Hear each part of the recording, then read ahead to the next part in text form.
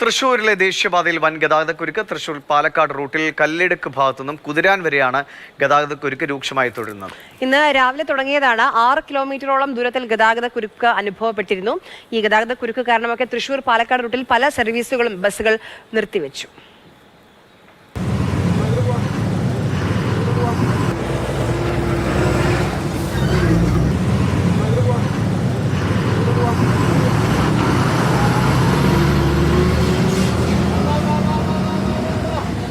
പാലക്കാട് ദേശീയപാതയിൽ ഈ കല്ലിടുക്കിൽ നിർമ്മാണ ജോലികൾ നടക്കുകയാണ്. ഇവിടെ ഫ്ലൈ ഓവറിന്റെ നിർമ്മാണം നടക്കുകയാണ്. അതോടൊപ്പം തന്നെ പട്ടിക്കാടും ഫ്ലൈ ഓവറിന്റെ നിർമ്മാണം നടക്കുന്നുണ്ട്. ഈ നിർമ്മാണത്തെ തുടർന്നാണ് ഇത്ര വലിയൊരു ബ്ലോക്ക് ദേശീയപാതയിൽ രൂപപ്പെട്ടത്. ഏകദേശം ഒരു 6 കിലോമീറ്ററോളം നമ്മൾ ഈ വരുമ്പോൾ ഏകദേശം ഒരു 6 കിലോമീറ്റർ മുൻപ് തന്നെ ഈ ബ്ലോക്കിൽ പെട്ടിരുന്നു. ഇന്ന് തിങ്കളാഴ്ച ആയതുകൊണ്ട് തന്നെ കൂടുതൽ ആളുകൾ തൃശ്ശൂരിലേക്കും അതോടൊപ്പം തന്നെ എറണാകുളത്തേക്കൊക്കെ ജോലിക്ക് പോകുന്നവർ രാവിലെ നേരത്തെ ഈ ജോലി സ്ഥലത്തേക്ക് എത്താമെന്ന് വിചാരിച്ച് വീട്ടിൽ നിന്ന് പുറപ്പെട്ടവരുണ്ട്.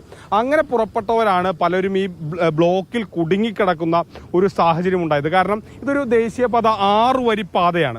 ഈ 6 വരി പാത ഇവിടെ പണി നടക്കുന്നതുകൊണ്ട് തന്നെ ഈ ഭാഗത്ത് എത്തുമ്പോൾ അത് 2 വരിയായി അല്ല, ഇവിടെ എത്തുമ്പോൾ 1 വരിയായി ചുരുങ്ങുകയും ചെയ്യുന്നു. അപ്പോൾ അവിടെ വരെ വന്നിരുന്ന വാഹനങ്ങൾക്ക് 6 വരിയിൽ വന്നിരുന്ന വാഹനങ്ങൾക്ക് ഇവിടെ സർവീസ് റോഡിൽ 2 വരി കിട്ടുന്നു. അതിനുശേഷം പിന്നീട് ഈ പണി നടക്കുന്ന കൂടുതൽ സ്ഥലങ്ങളിലേക്ക് എത്തുമ്പോൾ അവിടെ 1 വരിയായി ചുരുങ്ങുകയും ചെയ്യുന്നു. അപ്പോൾ ഇങ്ങനെ വരുമ്പോൾ വാഹനങ്ങൾ കടന്നു പോകാൻ കഴിയാത്ത സ്ഥിതി വരുന്നതാണ് ഈ ഒരു ബ്ലോക്കിന് കാരണം. ഇവിടെ എന്നും ഈ ഹൈവേ പണി കാരണം എപ്പോഴും ബ്ലോക്കാണ്. ടോൾ പിരിക്കണതിനൊരു കുറവുമില്ല.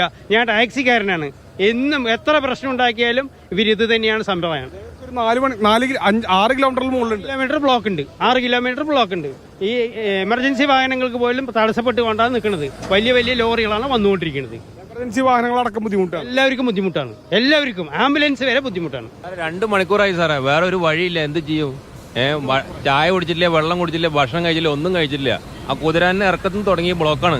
ഇങ്ങനെ ഒരു 3 മണിക്കൂർ അല്ലെങ്കിൽ 4 മണിക്കൂറൊക്കെ ആളുകൾ വലയുന്നൊരു സ്ഥിതി വരാറില്ല. അതിൻ്റെ ഒരു കാരണം എന്താണെന്ന് വെച്ചാൽ സാധാരണ തിങ്കളാഴ്ച അല്ലാതെ ഇത്രയധികം വാഹനങ്ങൾ ഈ ദേശീയപാതയിലൂടെ വരാറില്ല. അപ്പോൾ തിങ്കളാഴ്ച ആയതുകൊണ്ട് തന്നെ കൂടുതൽ വാഹനങ്ങൾ അനിയന്ത്രിതമായി എത്തി.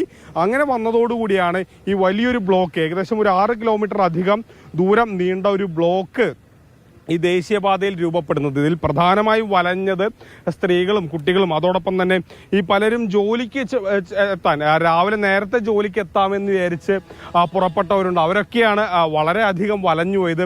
ഞങ്ങൾ ബാംഗ്ലൂരിൽ നിന്ന് വന്ന ഒരു ബസ്സിൽ 45 ആൾക്കാരുണ്ട്, സ്ത്രീകളും കുട്ടികളും അടക്കം.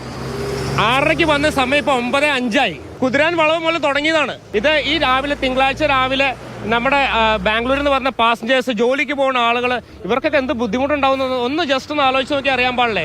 ബസ് സർവീസിനെയൊക്കെ തന്നെ ഏതാനും സ്വകാര്യ ബസ്സുകൾ സർവീസ് നിർത്തിവെക്കേണ്ട സ്ഥിതി വന്നു.